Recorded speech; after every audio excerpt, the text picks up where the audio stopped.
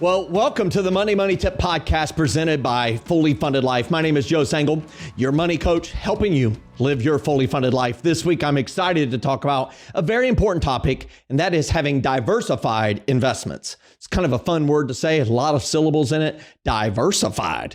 Well, it's very important that we're diversified, and we're going to talk about what diversification means and some practical ways that you can verify that your investments are indeed appropriately diversified. Now, I talk about this in my book, Oxen, which we call The Key to an Abundant Harvest. It's a book all about investing. And when you look up a definition of diversification, well, a definition that is provided by Investopedia.com and a couple other sites is that diversification is a risk management technique that mixes a wide variety of investments within an investment portfolio. Now, I like to simplify things around here, saying what in the world does that mean? A risk management technique that mixes a wide variety of investments within an investment portfolio. Well, I would say you just spread your investments around, that you don't put all of your eggs in one basket. And diversification ensures that if something were to happen to a portion of your investments, it doesn't jeopardize all of your investments, that there's proper separation within them. Now, many of us are taught diversification within the context of our 401k or similar retirement account. Maybe you're in the military or government official and you have a TSP. Maybe you're in a nonprofit world and have a 403b or 457. Well, you're diversified within the stock market. And I encourage you to be diversified within the stock market. And we'll talk in a minute about how to make sure that's happening. But I think it's important also to understand that you would be diversified, yes, within the stock market, but also beyond the stock market. Think about this. When the stock market goes up, we're all like, yes, this is awesome. My stocks went up. I checked my 401k and it went up. This is great. But sometimes the market goes down. Can we think about, the mid 80s, the early 90s, the dot-com bust around 2001. We think about the financial collapse in 2007-8. We think about December of 2018. We think about March of 2020, right? So you're like, this, it went down. And instead of saying this is awesome, you're saying this is not awesome. And this is when it's very important to be diversified, yes, within the stock market, but also be diversified beyond the stock market. So when we think about within the stock market, we're talking about having mutual funds. Mutual funds, on average, have somewhere between 200 and 1,000 or more investments within them. Maybe it is company stocks that they hold, company bonds, and similar type of investments. Sometimes the mutual funds are based in the United States. They're American growth stock mutual funds. Others might be international growth funds where they're investing in companies in emerging economies around the globe. Others are focused on sectors, the healthcare sector, the semiconductor sector. It might be around initiatives that are taking place, such as environmental initiatives, so that you can be diversified within them. But again, if the macroeconomic thing is that people are pulling money from the stock market, even good companies' stocks will go down in value because there's less demand for them.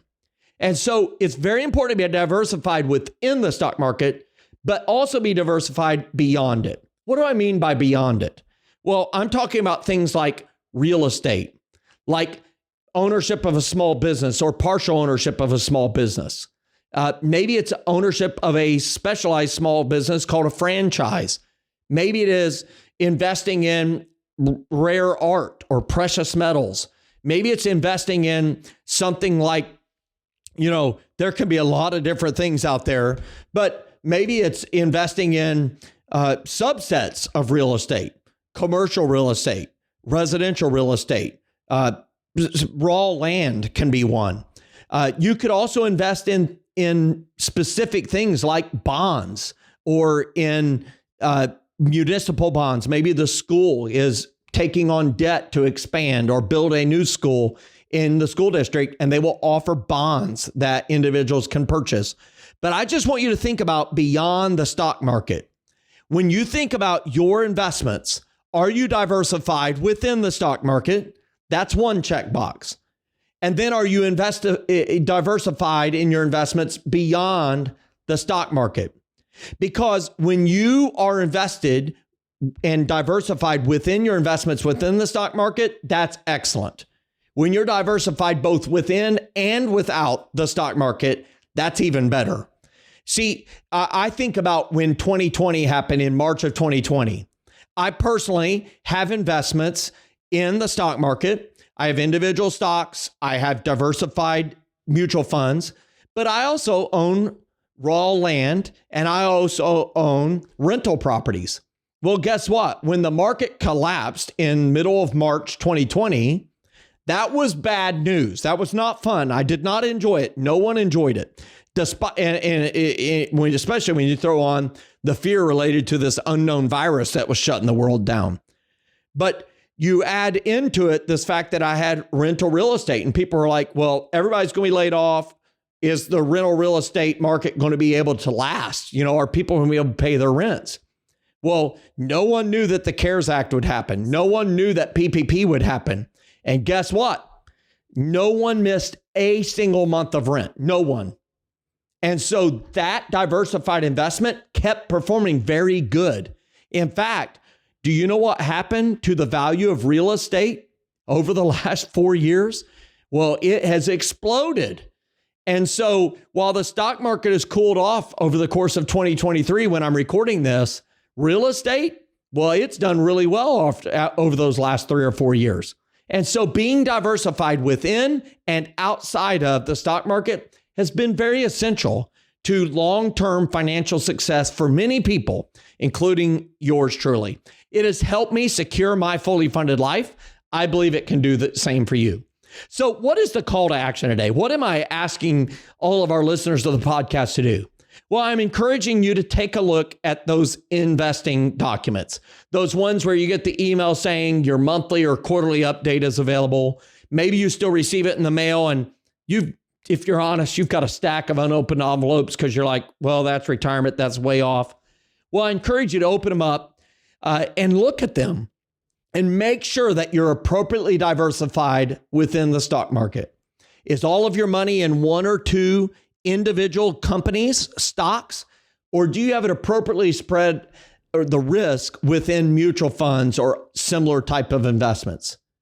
And the other call to action is to think about your overall investment portfolio, the things that you're putting money into or you have put money into that are going to help carry you to and through retirement. Do you have investments that are outside of the stock market? Do you, even if you don't have them right now, have you been considering other investments outside of the stock market? Because as you do so, it will really help you think through, hey, am I appropriately diversified?